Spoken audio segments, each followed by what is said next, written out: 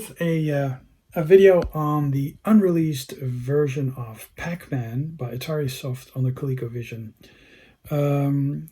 65 gamer guy.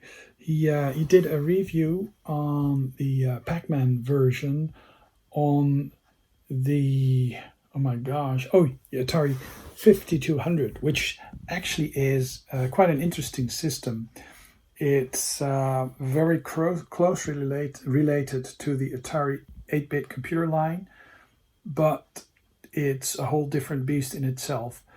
Quite a few of the games that came out for it also appeared on the Atari 8-bit, but its joystick, that's a different beast. The joystick was analog, and with the joystick being analog, a game like Pac-Man, which basically fares best with a digital four-way joystick, well, the Atari 5200 joystick isn't the best for controlling Pac-Man unless it's a clean, refurbished joystick. But if you have an Atari 5200 without a refurbished joystick that is dirty and stuff, well, being able to play Pac-Man is virtually impossible because of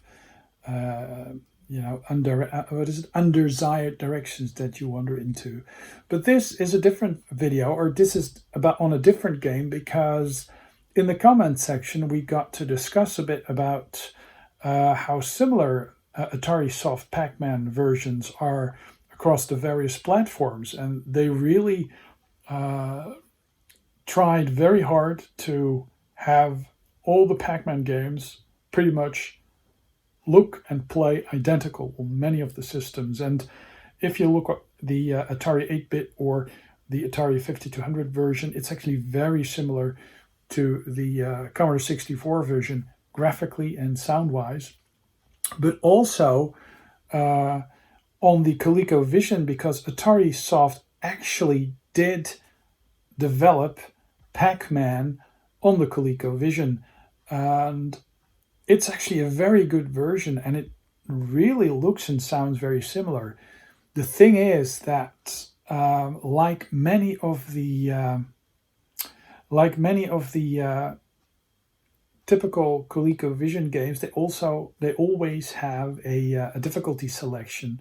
A lot of Atari, a lot of MSX games have that, and a difficulty selection in Pac-Man usually is the level at which you start to play, and that actually seems to be separate from the difficulty setting. And if you play it on easy, and actually I am playing this game on easy, you'll find that Pac-Man itself, actually its speed compared to the speed of the ghosts that are chasing you, is actually, well, it makes the game a bit easier than the 8-bit Atari versions, for example, or the Commodore 64 versions. So it really makes for a bit of a different game.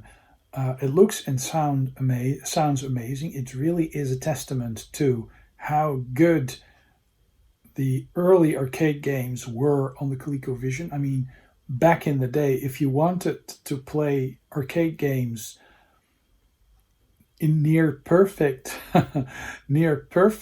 versions of that, the ColecoVision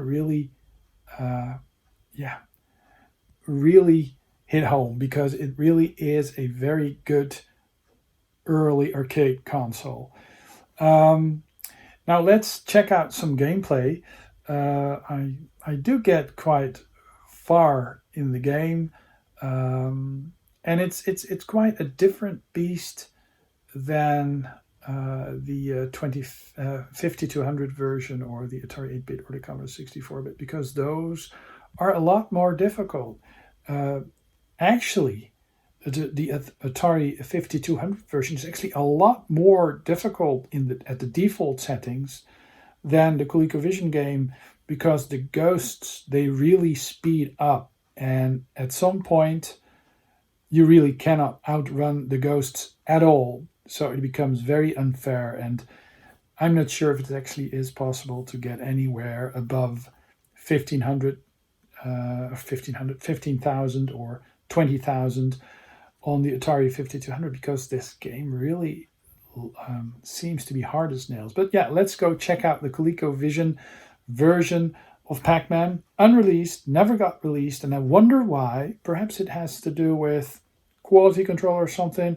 There are quite a few bugs in the game. I mean, if you exit the maze on one end, you can end up dying if ghosts are in the vicinity, so some sort of respawning issue or whatever.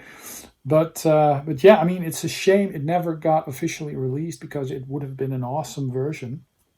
But thanks to the power of the internet and flashcards, it's actually possible to play that unreleased game on the ColecoVision.